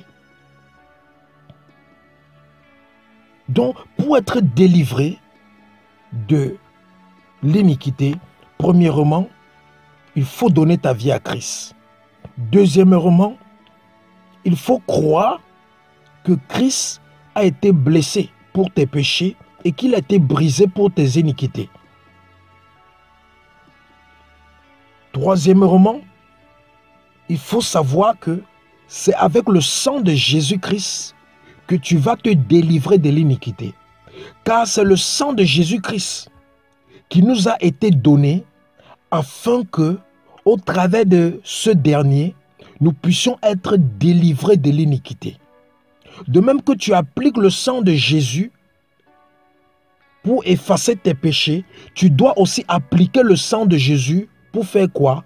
Pour ôter l'iniquité de ta vie. Comme on a lu dans le livre d'Ésaïe, où Dieu a envoyé les séraphins avec un caillou ardent, avec une pierre ardente. Ils ont touché la bouche du prophète Ésaïe. Et lorsqu'on a touché sa bouche, on lui a dit que ton iniquité a été ôtée et ton péché a été expié. Donc, tu dois appliquer maintenant le sang de Jésus-Christ pour ôter l'iniquité qui est dans ta vie. Et pour ôter cette iniquité qui est dans ta vie, tu n'as pas besoin de faire beaucoup de sujets de prière. Il y a un seul sujet de prière à faire pour être délivré de l'iniquité. Premièrement, tu te rassures que tu as confessé ton iniquité. Tu te rassures que tu as confessé ton iniquité. Si ton iniquité c'est la colère, tu confesses cette colère. Seigneur, je suis colérique. Seigneur, je suis arrogant. Seigneur, je suis orgueilleux. Je suis paresseux. Je suis jaloux. Je suis envieux. Je suis adultère. Je suis... je ne me contrôle pas. Je suis impulsif. J'ai un mauvais caractère. J'ai un mauvais comportement. J'ai une mauvaise bouche. Je parle mal. Donc tu confesses ton iniquité. C'est la première des choses. Tu confesses ton iniquité. Et tu confesses l'iniquité de toute ta lignée familiale. Parce que souviens-toi que l'iniquité, c'est quelque chose que tu as hérité. C'est quelque chose de transgénérationnel ou de générationnel ou de familial. Donc tu demandes, tu confesses l'iniquité de tes ancêtres, l'iniquité de tes parents. Il y a des péchés que tu as vu tes parents vivre dans ça. Certains d'entre vous, vous avez vu que vos parents étaient alcooliques. Ça, c'est l'iniquité dans leur vie. Et aujourd'hui, tu as aussi des tendances d'aimer beaucoup l'alcool. Certaines personnes, vous avez vu vos parents étaient des adultères. Aujourd'hui, tu as des tendances de l'adultère. Certains d'entre vous, vous avez vu vos parents étaient addicts à la pornographie. Aujourd'hui, tu as aussi des tendances d'être addict à la pornographie. Donc, il y a des choses, des péchés que tu voyais tes parents répéter tout le temps. Certains d'entre vous, vous avez vu que vos parents étaient peut-être vos parents ou vos grands-parents ou où on vous a raconté la vie de vos ancêtres, on a dit que c'était des personnes très méchantes, c'était des personnes qui étaient peut-être très colériques. Tu dois confesser toutes les iniquités de ta descendance, de tes ancêtres, de ta lignée familiale. Même si tu ne connais pas toutes ces iniquités, tu peux seulement prier en général en disant que Seigneur, pardonne toutes les iniquités qu'ont commis mes ancêtres, pardonne toutes les iniquités qu'ont commis mes parents, mes grands-parents, que ce soit les iniquités dont je suis conscient ou les iniquités dont je n'en suis pas conscient, pardonne toutes leurs iniquités. Donc, tu peux prier en général comme ça pour confesser leurs iniquités et demander pardon. Et tu peux même citer certaines iniquités. Pardonne-leur pour l'iniquité du meurtre, l'iniquité de la vie de débauche, l'iniquité de la vie de la fraude, l'iniquité de la vie du mensonge. Parce que beaucoup de ces choses qui sont dans ta vie, ce sont des choses que tu as héritées. Donc, la première étape, c'est que tu confesses. Tu confesses ce que toi, tu connais, que tu fais dans ta vie. Et tu confesses aussi tout ce que ta lignée familiale a fait contre Dieu. Après être passé à l'étape de la confession, tu pars maintenant à l'étape du renoncement. Donc, tu renonces maintenant à ces iniquités. Tu dis qu'à partir d'aujourd'hui, je renonce.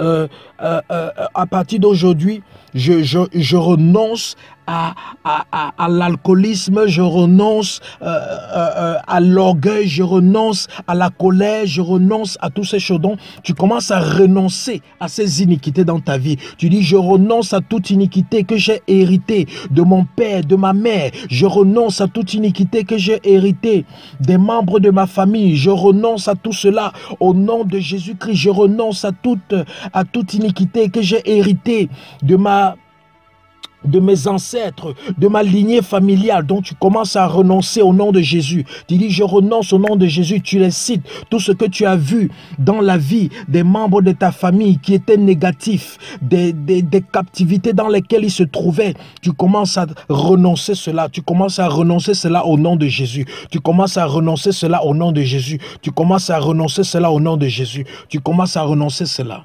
Donc après avoir renoncé à cela, maintenant, tu fais ce sujet de prière, qui est le seul sujet de prière que tu dois faire. Tu dis, ô Seigneur, par le sang de Jésus-Christ, délivre-moi de mes iniquités. Et tu cites ces iniquités. Est-ce que c'est la colère? Est-ce que c'est l'orgueil? Est-ce que c'est l'arrogance? Est-ce que c'est la jalousie? Est-ce que c'est la paresse? Est-ce que c'est la murmure, le commérage? Tu commences. Est-ce que c'est les crimes? Est-ce que c'est le meurtre? Tu commences. Tu dis, Seigneur, par le sang de Jésus, délivre-moi de ces iniquités. Tu cites ces iniquités au nom de Jésus. Voilà la seule prière que tu dois faire. Donc, première chose, tu confesses l'iniquité en demandant pardon à Dieu pour toutes ces iniquités. Deuxième chose, tu renonces à toutes ces iniquités. Et troisième chose, tu fais quoi? Tu demandes, Seigneur, par le sang de Jésus-Christ, ôte mon iniquité. Enlève mon iniquité. Purifie-moi de mon iniquité. Et tu commences maintenant à faire ce sujet de prière jusqu'au jour où tu vas constater qu'il n'y a plus cette iniquité dans ta vie. Si ton problème c'est peut-être la colère, tous les jours, tu vas faire ce sujet de prière. Seigneur, délivre-moi de l'iniquité de la colère. Délivre-moi de l'iniquité de la colère. Parce que le problème des chrétiens, c'est qu'ils ont cru que toute chose dans leur vie, ça doit seulement se faire au travers d'une seule prière ou juste au travers d'une seule session de prière. Non, bien-aimé. Il y a des choses qui ont été enracinées dans ta vie depuis la naissance. Et aujourd'hui, tu es âgé. Sache que pendant des années, ces choses-là ont été enracinées dans ta vie. Donc, ce n'est pas aussi avec une seule session de prière ou avec juste une prière que tu vas éradiquer ces choses de ta vie. Donc, apprends à persévérer dans la prière. Jésus-Christ nous a donné la parabole du juge inique et de la veuve pour nous faire comprendre que la veuve a importuné les oreilles du juge inique jusqu'à ce qu'il lui a rendu justice. Donc, Jésus-Christ a dit que demain, vous devez persévérer dans la prière. Donc, tu dois faire ce sujet de prière avec foi jusqu'à ce que tu ne vois plus cette influence dans ta vie. Si ton problème c'est l'adultère, tu pries jusqu'à ce que ces désirs d'adultère disparaissent dans ta vie. Si ton problème c'est la masturbation, si c'est ça ton iniquité, si ton iniquité c'est l'immoralité sexuelle, tu pries jusqu'à ce qu'il n'y aura plus de désirs de cette immoralité sexuelle dans ta vie. Parce que ce n'est pas une affaire qu'on va seulement faire une séance de prière après, le problème est résolu. Non, bien aimé, tu dois prier ça. Et il y a même certaines choses que tu dois prier toute ta vie. Il y a certaines choses que tu dois prier toute ta vie. Ça ne veut pas dire que tu n'as pas la foi. Parce que certaines personnes ont dit que mais si tu as la foi que Dieu a exaucé ta prière, pourquoi tu continues à prier? Non, mais Jésus-Christ savait que c'était un homme de foi. Mais la Bible nous dit que quand il est allé dans le jardin de Gethsemane, il a prié pendant plus de 3 heures en répétant les mêmes paroles. Et ça, c'était un homme de foi. Mais pourquoi il a prié pendant plus de 3 heures en répétant les mêmes paroles? Le même Jésus, pourquoi le même Jésus nous dit dans la parabole du juge inique qu'il faut prier Dieu jusqu'à ce qu'il réponde? Donc, si tu as une condition dans ta vie, tant que la condition là n'est pas finie dans ta vie, tu n'arrêtes pas de prier. Même si on t'a donné une prophétie, même si on t'a donné une révélation, même si Dieu t'a dit que le problème est déjà résolu, tant que tu ne vois pas, tant que tu ne constates pas que le problème est déjà résolu, tu dois continuer à prier pour cela. Parce que tu dois connaître une chose, c'est que Dieu peut relâcher une parole sur ta vie. Mais si tu ne pries pas pour que cette parole se concrétise sur ta vie, tu risques de manquer ou de ne pas voir l'accomplissement de cette parole. On a vu même dans la Bible où le peuple de Dieu veut aller en guerre. Ils partent consulter Dieu et Dieu leur donne la prophétie que aller en guerre, vous allez avoir la victoire. Et lorsque le peuple de Dieu est allé en guerre, qu'est-ce qui s'est passé? Ils ont perdu. On les a tués comme des animaux. Ils sont rentrés en pleurant. Ils sont allés voir le prophète pour dire que mais comment Dieu nous a donné la prophétie qu'on devait gagner la guerre. Et nous sommes allés en guerre, on a perdu. Le prophète les a fait comprendre que maintenant vous devez entrer dans le jeûne et la prière.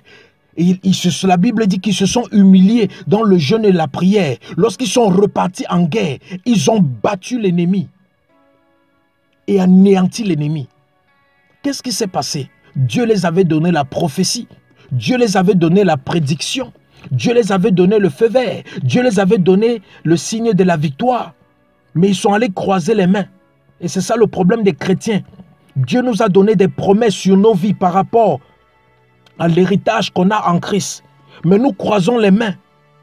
Alors qu'on doit rester dans la prière, dans le jeûne, pour que les promesses que Dieu a données sur nos vies s'accomplissent. Donc, bien-aimé, tu dois prier tous les jours que Dieu te délivre de ton iniquité. Tout péché, et tu sauras comment détecter l'iniquité dans ta vie. Tout péché que tu répètes, les péchés que tu répètes, les péchés que tu répètes, les péchés que tu répètes, ce sont les signes d'iniquité dans ta vie. Tu dis que non, je ne vais plus me fâcher. 5 minutes après, tu t'énerves. Tu dis que non, je ne serai plus en colère. Quelque temps après, tu t'énerves. Tu dis que non, je vais plus mettre la main sur ma femme. Un jour encore, ta femme t'énerve, tu la bats. Tu te morfonds, tu peux demander à Dieu pardon que je ne vais plus mettre la main sur ma femme. Oui, tu as demandé pardon à Dieu que je ne vais plus mettre la main. J'ai mis la main sur ma femme. Seigneur, pardonne-moi. Mais après avoir demandé pardon, maintenant tu dois demander que Seigneur, par ton sang, délivre-moi de l'iniquité de la violence. Délivre-moi de l'iniquité de la violence qui fait à ce que je bats ma femme, qui fait à ce que je suis violent envers mes enfants. Délivre-moi de cette iniquité. Délivre-moi de l'iniquité de la débauche qui m'amène à convoiter les femmes, à convoiter les hommes, qui m'amène à aller voir les choses impures, à regarder les choses immorales. Seigneur, délivre-moi par le sang de Jésus de cette iniquité. Et c'est comme ça que, bien-aimé, tu seras totalement libre de cette iniquité. Donc, bien-aimé, je vais m'arrêter là et je vais prier pour toi. Masoka brakitala masotalia pante. Izokotara mashekerebo shakabrante rebosha. Où que tu te trouves, tu vas élever ta voix, tu vas commencer à confesser tes iniquités. Confesser les iniquités de ta famille, confesser les iniquités de tes ancêtres, confesser les iniquités de toute ta lignée familiale. Élève ta voix, commence à confesser toutes les iniquités. Seigneur, je te prie pour tous tes enfants en ce moment qui sont en train d'écouter le son de ma voix, où qu'ils se trouvent. Je prie, Seigneur, que tu aies compassion envers eux. Je prie, Seigneur, que tu les visites dans ta miséricorde, car tu es le Dieu miséricordieux. Seigneur, pardonne-les de toutes les iniquités qu'ils ont commis, les iniquités que leurs parents, leurs grands-parents ont commis. Pardonne-les, Seigneur, au nom de Jésus. Pardonne-les des iniquités, de l'idolâtrie, de l'adoration des idoles. Pardonne-les des iniquités, de l'impureté, des iniquités, du mensonge, du vol, de la colère, de l'arrogance, de la malbouche. Pardonne-les des iniquités, des murmures, du commérage, au nom de Jésus. Pardonne-les des iniquités, du meurtre, des assassinats, de la jalousie, de la convoitise, de la médisance, au nom de Jésus-Christ de Nazareth. Pardonne-les, Seigneur, des iniquités, de la paresse, de la désobéissance, de la tétutesse, de la rébellion, au nom de Jésus. Pardonne-les des iniquités, du cœur endurci, du cœur endurci, de la mentalité de philosophe, au nom de Jésus. Seigneur, pardonne-les de l'iniquité de la religion, au nom de Jésus-Christ, quelles que soient les iniquités qui parlaient contre la vie de tous tes enfants en ce moment. Accorde-les la miséricorde au nom de Jésus. Visite-les dans ta miséricorde. Visite-les dans ta miséricorde. Visite-les dans ta miséricorde. Visite-les, visite-les, visite-les, visite-les, visite-les au nom de Jésus. Visite-les au nom de Jésus. Visite-les dans ta miséricorde au nom de Jésus-Christ de Nazareth.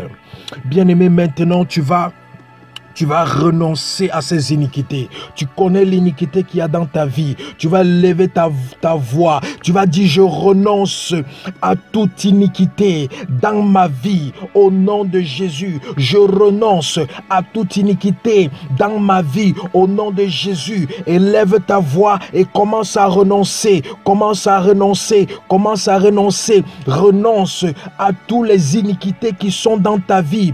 Les iniquités de l'impudicité, les iniquités de l'adultère, les iniquités de l'alcoolisme, les iniquités de la tétutesse, les iniquités du cœur endurci, les iniquités de la médisance, les iniquités des mauvais comportements, des mauvaises attitudes, des mauvaises personnalités, des mauvaises pensées, les iniquités de la jalousie. Seigneur, donne-les la capacité de renoncer maintenant. Donne-les la capacité de renoncer. Donne-les la capacité de renoncer. Donne-les la capacité de renoncer. Au nom de Jésus-Christ, élève ta voix et renonce, renonce, renonce, renonce.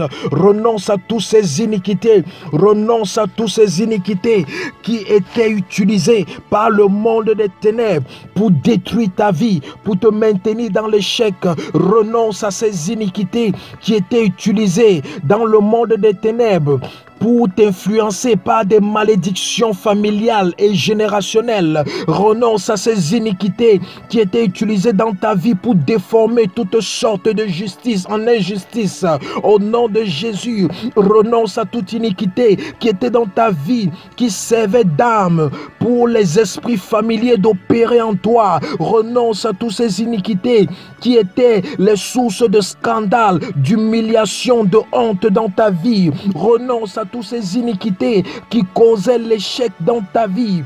Renonce à toutes ces iniquités qui étaient comme des ponts entre toi et les puissances de la sorcellerie de la maison de ton père et ta mère. Renonce à toutes ces iniquités qui étaient comme des télécommandes dans les fondations de ta vie pour le monde des ténèbres. Renonce à ces iniquités. Renonce au nom de Jésus. Renonce au nom de Jésus. Renonce au nom de Jésus-Christ de Nazareth.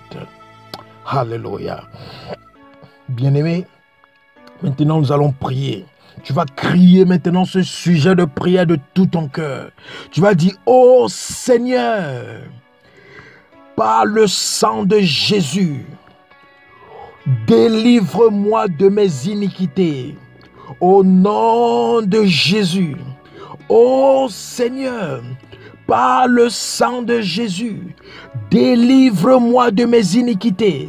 Au nom de Jésus, délivre-moi par ton sang.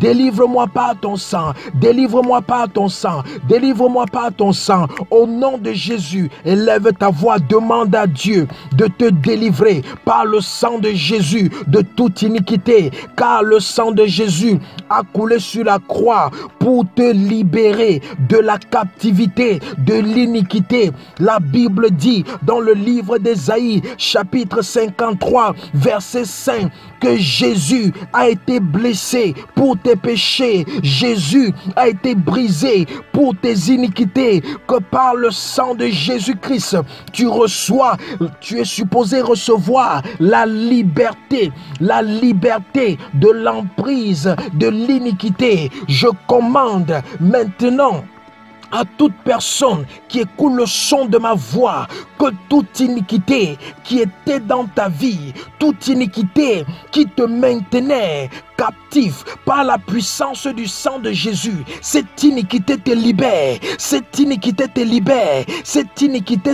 te libère. Au nom de Jésus, je déconnecte ta vie de toute iniquité par le sang de Jésus. Je déconnecte ta vie, je déconnecte ton âme, je déconnecte ton esprit, je déconnecte ton corps de toute iniquité qui était en train de te détruire. Je déconnecte ta vie par le sang de Jésus de toute iniquité qui est dans ta vie. Par le sang de Jésus, je te purifie, je te purifie, je te purifie de ces iniquités, les iniquités de la méchanceté, les iniquités de la méchanceté. Par le sang de Jésus, libérez-les. Iniquité du mensonge, du vol, de la calomnie, de l'arrogance, de l'orgueil, de la peur. Je vous commande par le sang de Jésus, libérez-les maintenant. Au nom de Jésus, libérez-les. Que le sang de Jésus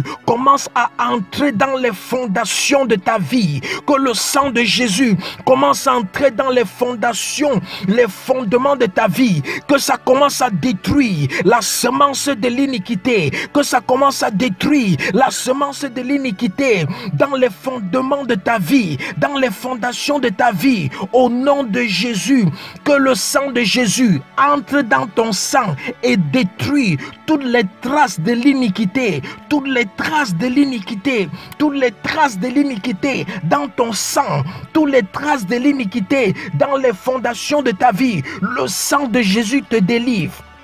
Le sang de Jésus te délivre. Au nom de Jésus-Christ. Au nom de Jésus-Christ. Au nom de Jésus-Christ. Au nom de Jésus-Christ. Quel que soit ce que l'iniquité a causé dans ta vie, pendant que le sang de Jésus entre en ce moment dans les fondations de ta vie, cette condition te lâche. Cette condition te libère. Cette condition te libère. Cette condition te libère. Cette condition te libère. Cette condition te libère. Au nom de Jésus-Christ, cette condition te libère. Toute condition dans laquelle tu étais en cause de ces iniquités de ta vie, le sang de Jésus-Christ te libère de ces conditions au nom de Jésus. Toute emprise que la sorcellerie avait sur ta vie, à cause de l'iniquité, le sang de Jésus-Christ te libère de cette emprise. Ça te libère au nom de Jésus. Ça te libère au nom de Jésus. Ça te libère au nom de Jésus. Ça te libère au nom de Jésus. Ça te libère au nom de Jésus-Christ de Nazareth. Je décrète et je déclare qu'à partir d'aujourd'hui, l'iniquité n'aura plus de pouvoir dans ta vie au nom de Jésus. Je décrète et je déclare, à partir d'aujourd'hui, tu ne seras plus une victime de l'iniquité au nom de Jésus. Je décrète et je déclare, à partir d'aujourd'hui, l'iniquité ne va plus influencer ta vie au nom de Jésus. Je décrète et je déclare, à partir d'aujourd'hui, toutes les portes que l'iniquité avait ouvertes dans ta vie au monde des ténèbres sont fermées maintenant par le sang de Jésus. Au nom de Jésus-Christ, je décrète et je déclare qu'à partir d'aujourd'hui, tout pont que l'iniquité avait établi dans ta vie avec le monde des ténèbres est maintenant brisé. Je décrète et je déclare, à partir d'aujourd'hui, tout lien de l'iniquité dans ta vie est brisé par le sang de Jésus. C'est brisé par le sang de Jésus. C'est brisé par le sang de Jésus. C'est brisé par le sang de Jésus. C'est brisé par le sang de Jésus. C'est brisé par le sang de Jésus. C'est brisé par le sang de Jésus. Tout lien d'iniquité dans ta vie, à partir d'aujourd'hui, c'est brisé par le sang. C'est brisé par le sang de Jésus. C'est brisé par le sang de Jésus. C'est brisé par le sang de Jésus. C'est brisé par le sang de Jésus. C'est brisé par le sang de Jésus. Je décrète et je déclare, à partir d'aujourd'hui, tu sors de la prison de l'iniquité. Tu sors des cavernes de l'iniquité. Tu sors des chaînes de l'iniquité. Les chaînes de l'iniquité qui avaient sur ton âme. Les chaînes de l'iniquité qui avaient sur ton esprit. Les chaînes de l'iniquité qui avaient sur ton corps. Le sang de Jésus brise cela maintenant. Le sang de Jésus brise cela. Ça brise, ça se brise, ça se brise. Ça se brise, ça se brise, ça se brise. Ça se brise, ça se brise, ça se brise. Au nom de Jésus-Christ de Nazareth. Merci Seigneur, merci Roi des Rois, merci Alpha Oméga, merci Seigneur, merci, merci pour la délivrance de l'iniquité par le sang de Jésus. À toi la gloire, à toi la gloire, à toi la gloire. À toi la gloire, à toi la magnificence, d'éternité en éternité. Rico Satalia Panda, Yekatalia Panta, Leko Santalia Kapanda. Merci Seigneur, merci Roi des Rois, merci Alpha Oméga, merci Seigneur. C'est au nom de Jésus que nous avons prié. Bien-aimé, sache une chose, ton iniquité n'est pas plus fort que le sang de Jésus. Ta condition négative qui est dans ta vie à cause de l'iniquité n'est pas plus fort que le sang de Jésus. Si tu as donné ta vie à Christ, si tu crois au sacrifice de Christ sur la croix, si tu crois à l'efficacité du sang de Jésus dans ta vie, applique ce sang de Jésus comme nous venons de le faire tous les jours dans ta vie.